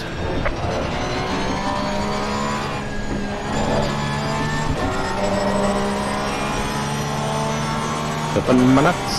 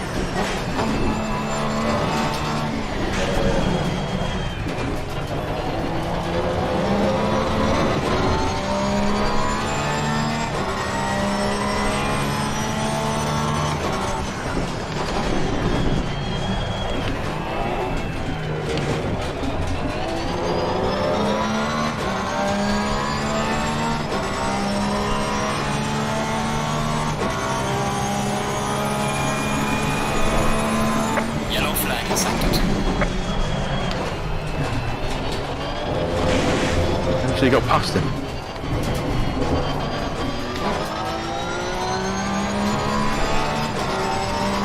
I'm still trying to reel this Ferrari in. I'm in 14th place out of 16 cars.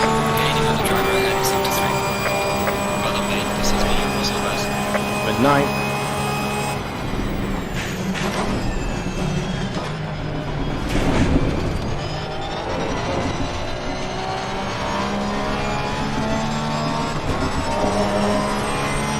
Pretty epic battle, that Paul guy. Waited and waited, finally got an opportunity.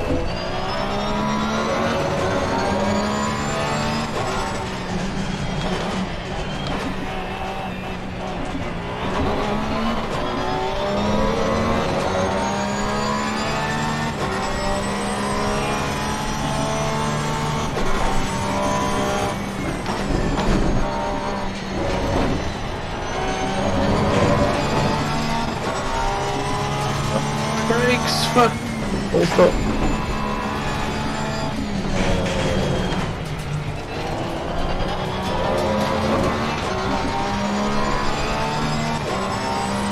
Damn, I did it back too.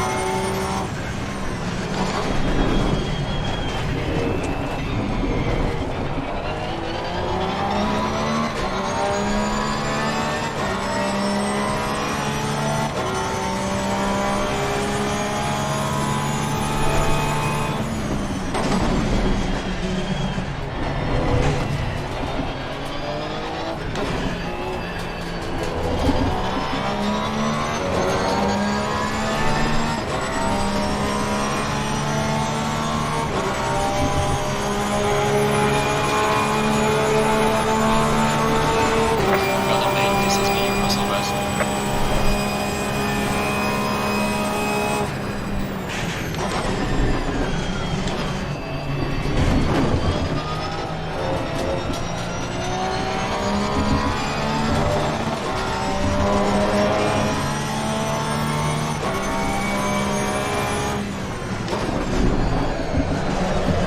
Fuck!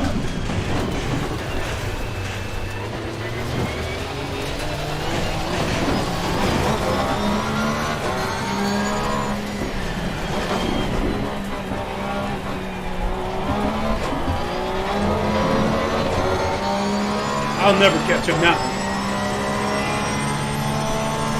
I had him in my sights.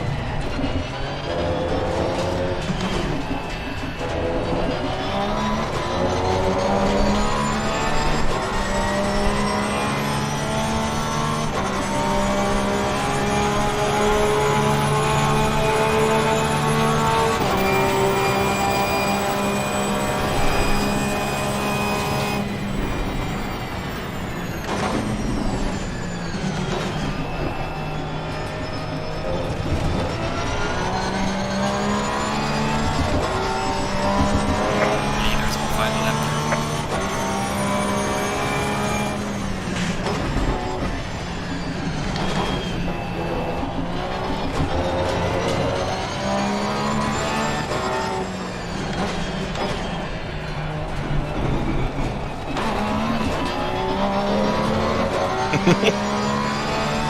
Guys defending well.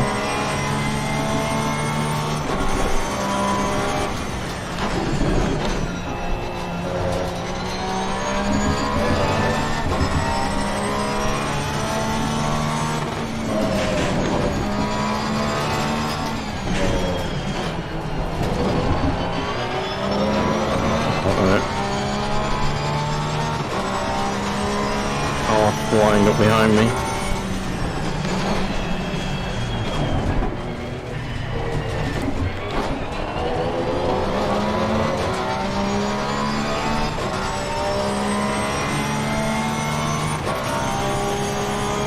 Fuck's sake.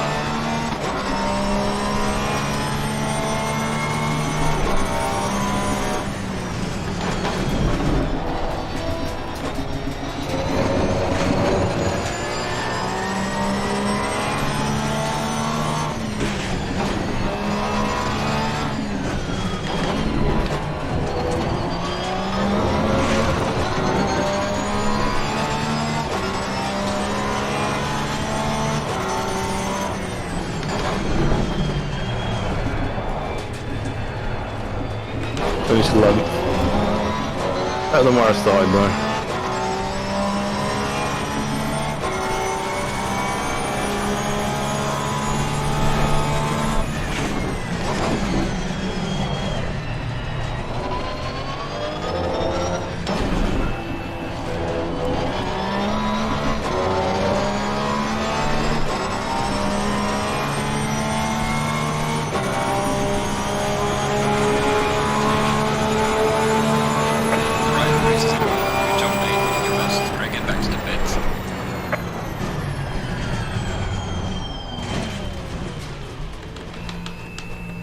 If I hadn't made that dumbass mistake, I could have at least caught that Ferrari in front of me.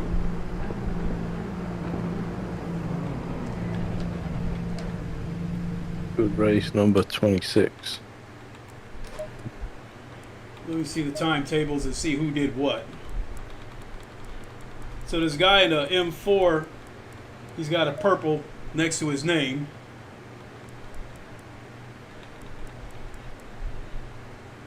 But I'm trying to see where it's at. Holy shit, he turned in some decent lap times. Got a 141, 142.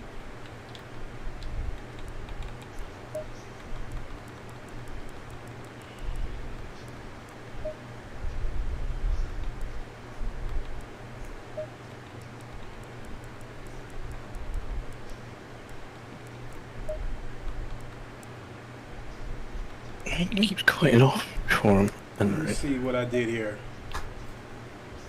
I actually got a couple of purples. Nice. So purples mean you turned in the fastest time at certain Your points. fastest. My Your fastest sector, personally, I think. These are personal bests and not session bests, right? That's right. Because otherwise, I think the far right one would be purple, not green. So your fastest one is green time on your times, and your purple's your fastest sectors. Okay, so You. Green light. Go, go, go. okay. Alright. And go somewhere else. No, I gotta hand it. So you- I gotta hand it over to yeah. my son. So All right, fair enough. that was fun though, even though I was making mistakes and let my emotions get the better of me. Yeah, it was a good race to start. Oh well, I mean, I'll be back to do it again after I drop my son off, but you'll long be asleep by the time I get back. All right, fair dues. So, but for those listening, I will be back around 7 p.m. Eastern time, and that would make it midnight in the UK. So I'll come back and stream later on when I get back, and I think that's when I'll take the opportunity to play with the BMW some more. Nice. So with that, everybody, definitely want to thank you all for watching. I really appreciate it.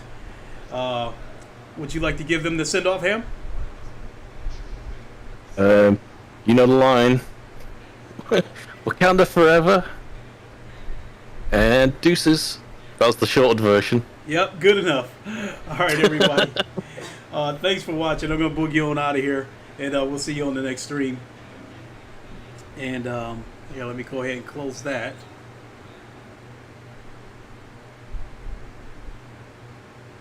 Yeah, my thing is flickering here. Fancy a bit of Bathurst. Okay. So I'm going to go ahead and split on out of here. I got some flickering issues with the headset anyway, so I will catch you later, good sir. Yep. Yep, see ya. Cheers, Link. Have a good one. You too.